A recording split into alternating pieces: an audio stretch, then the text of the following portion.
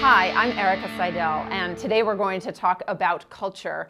I do executive search, and I see companies make some mistakes when they try to hire to align to cultural fit.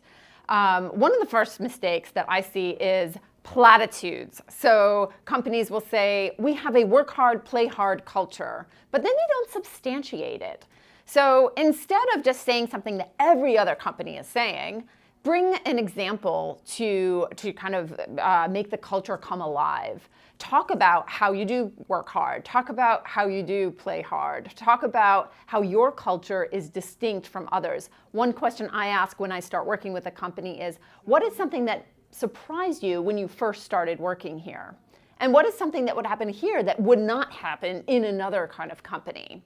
By bringing those stories alive into your job specs and into the interview conversations you have with your candidates, you can really help to propagate that culture and to communicate it in a way so that people opt into the culture. The second challenge that companies can have is that they focus so much on cultural fit. And that can be nice, but especially if your company is in growth mode, you might want to think more about cultural add, because as your company grows and changes, you will probably need different kinds of skill sets to complement the ones that are already there. One framework you might want to think of is this kind of continuum between cultural fit and cultural add and cultural stretch. Sometimes a candidate will feel like an ad because they'll help you get from point A to point B. Maybe they'll be a little faster moving than your typical employees, and that's where you want to go.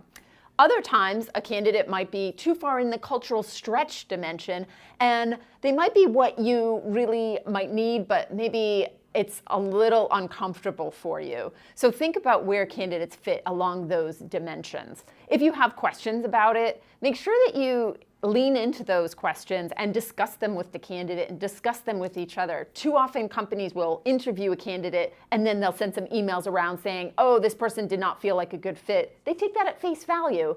Instead, engage with the conversations, have those tough conversations of, she said this, I felt this might not match the culture, and here's why. And you will be surprised by how much utility comes out of those conversations.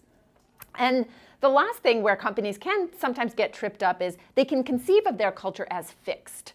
They can think of, oh, our culture is always going to be this way. Instead, the most evolved companies will revisit their culture over time.